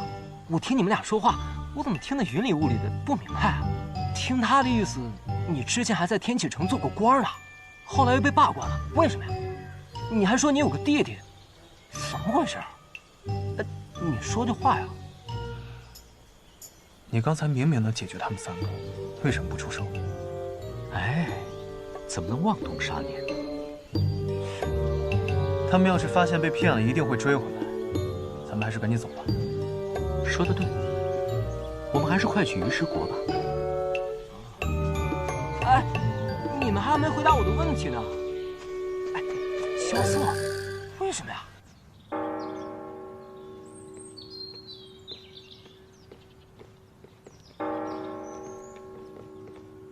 灵君，他到哪儿了？师傅，探子回报，前些日子他从美人庄里逃脱，路上遭遇了西域最凶狠的马贼。后来他制造了一场混乱，就不知去向了。他应该是正在来这儿的路上。但是，说下去，他却不是一个人。唐莲也在，竟然被说服了。不是唐莲，是2个少年，一个身着红衣，一个是客栈的老板。不过暂时还不确定他们的身份。师傅，您是怎么料到他会来这儿的？他要来这里找一个人。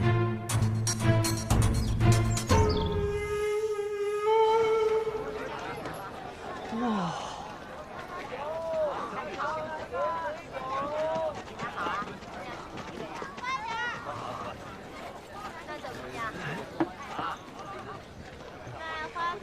吴昕啊，你要来这鱼师国，没钱的话，我萧瑟可以借你，大不了以后加倍奉还就是。若实在没有钱，武功秘籍拿来充数也不是不行。不过你若是不认识路的话，那我就爱莫能助了。如果我二人是认路的人，就不会遇到你。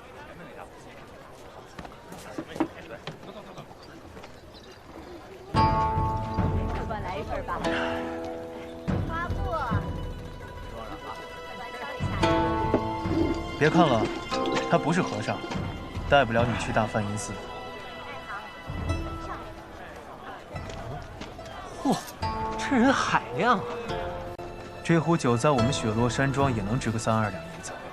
3、2两银子，那得买多少老糟烧？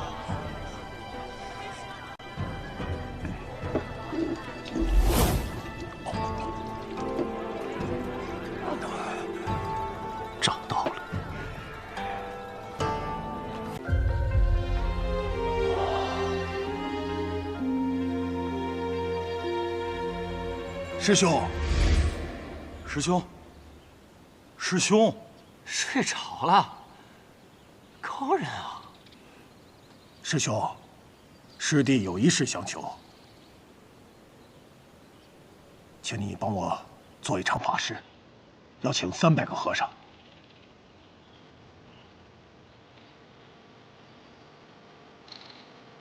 你是老和尚这辈子剩下唯一的朋友。 让你主持这场法事，也算是报答了他这么多年的唠叨。3日之后，我来这里找你。那做完以后呢？再之后，活下来再说吧。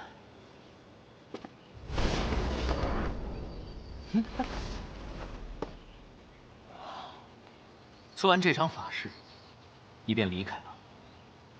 12年前，他们逼你卷入是非。12年后，你不能重蹈覆辙。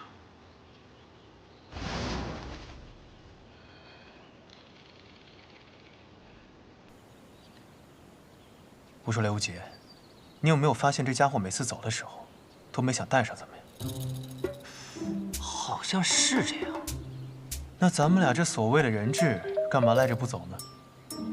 也是啊，那直接去找大师兄吧。2位仁兄怎么还不跟上？我们要去一个很远的地方，得坐几匹马，我可没带钱啊。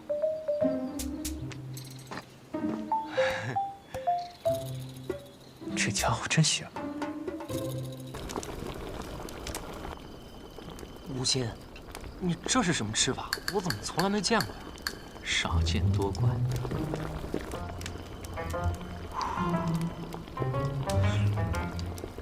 这就能吃了？嗯，不错。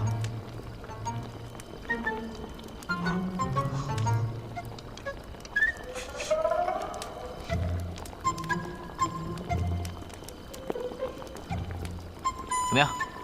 我这个吃法还不错吧？真好吃。要是里面再来点肉就好了。哎，吴昕，你这门手艺在哪儿学的呀？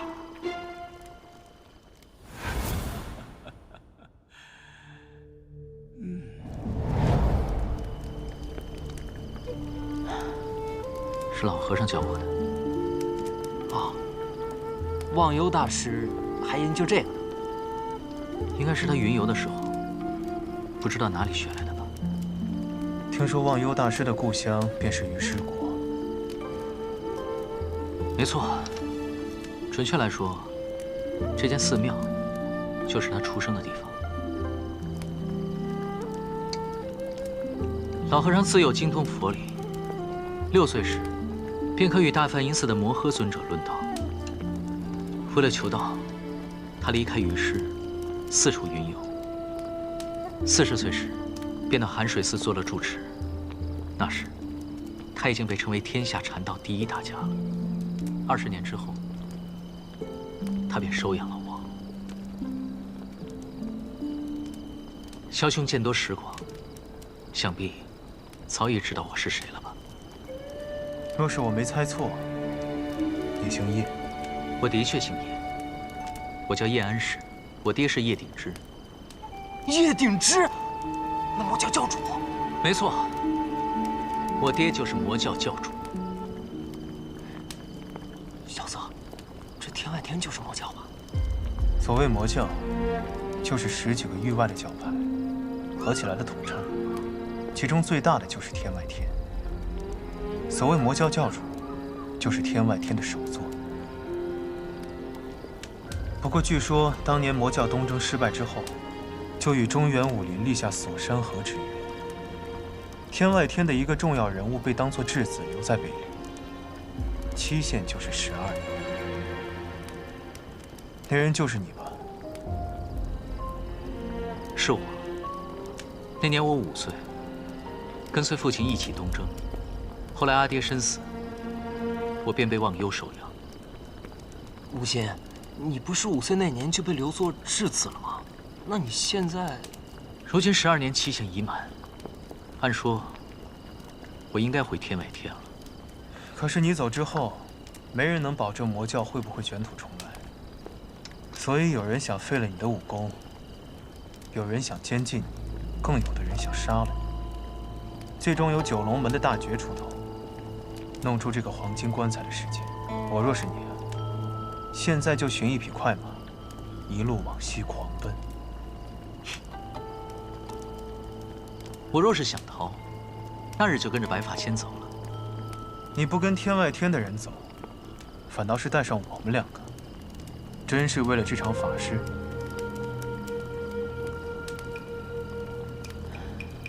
当初很多人要老和尚把我交出来，他想保住我，却又劝不动那些人，只能自己干着急。最后，快点把吴昕交出来！交出来！叫人交出来！交出来！赶紧把人交出来！交出来！交出来！交出来！交出来就找死啊！住手！吴昕，你莫管。阿弥陀佛，阿弥陀佛。把自己逼死了。所以你是为了报恩？你这人还真是让人讨厌。老和尚以前总说想回到这里，既然我正好路过，便帮他把魂魄找来，也算是报了他的恩情。有件事我到现在都没想明白，你为何偏偏挑上我们2人？我们俩本来跟这件事毫无关系。对啊，你要是需要人手，你去天外天找高手不就好了？不是说过了吗？因为我没钱。因为一个穿着千金裘，一个穿着凤凰火，看着就很有钱。啊，你这人啊，就像是舌根底下藏了1000句谎话，随时都要蹦出来似的。这一点你们俩都是一样的。闭嘴！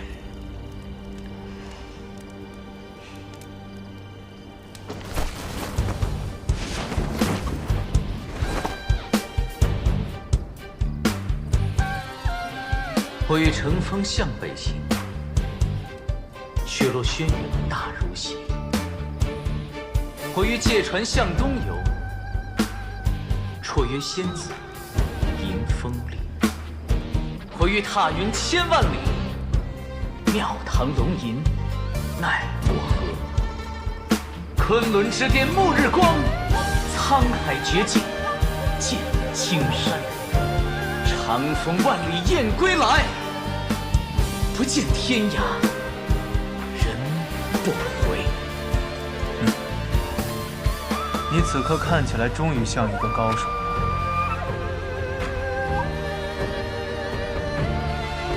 高不高手不重要，关键是要活下去。还有，你猜的不错，我选择你们，的确是有我的原因。哦，什么原因啊？我修成心魔饮时，老和尚跟我说，世间有2种人可以不受我的影响，一种是天生玲珑心。什么意思啊？未经凡尘侵扰。还有一种，则是心思太深。在下想去一个地方，不知这位小友。不想。犹如万丈深潭，连自己也看不清自己。想必这前者说的是这个小憨货，后者指的是我。那沈敬周呢？他不也破了你的心魔印吗？景仙公公并未破去我的心魔印，他的确陷入了自己的心魔之中，只是他意念太强，只困住了他片刻。而你们不同，我与你们对视时，不会有半点波动。所以呢？罗刹堂被老和尚毁了，我若是再死了，里面的武功就会失传。所以，我想传你们二人，一人一门武功。什么武功啊？我想传你的是天下大自在无敌伏魔神通。哇，好长的名字啊！好随意的名字。看好了。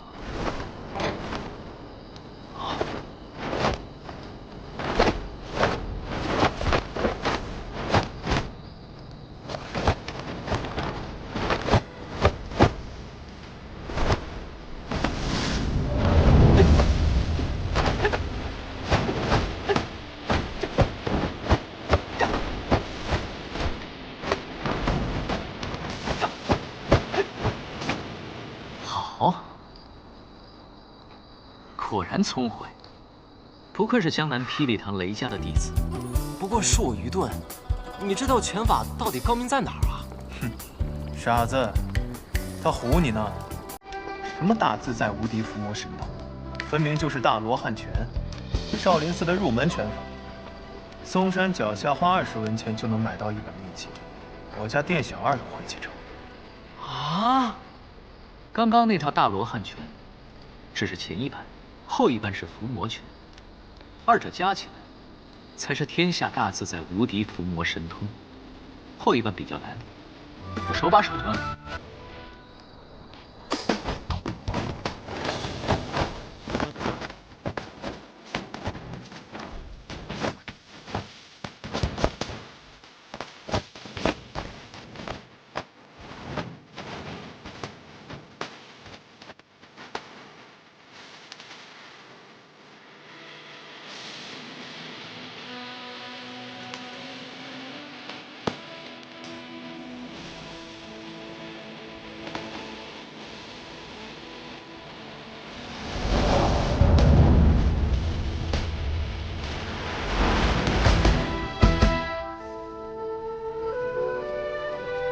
我刚刚领你打了3遍，你可学会了？哎，记住了。好，再打1遍给我看看。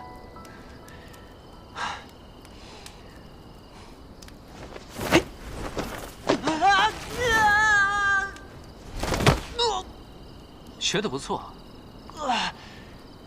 这还不错。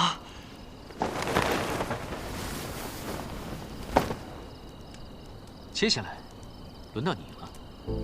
那你可找错人了，我可不会武功，逃跑的轻功还可以，拳法我半点都不会。不过那个水上漂的功夫看起来不错，我可以选吗？你心思太重，飞天踏浪神通也是学不会的，学了也只会半路掉下来。飞天踏浪神通，罗刹堂武功的名字都起得这么随意？不是。有些武功秘籍上的名字被人抹去了，我就瞎取的。那你可找错人了，要传授武功，你传那个小憨货。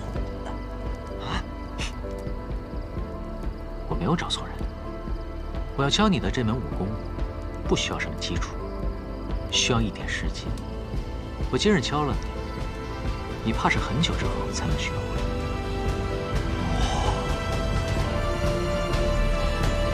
我要教你的是心魔印。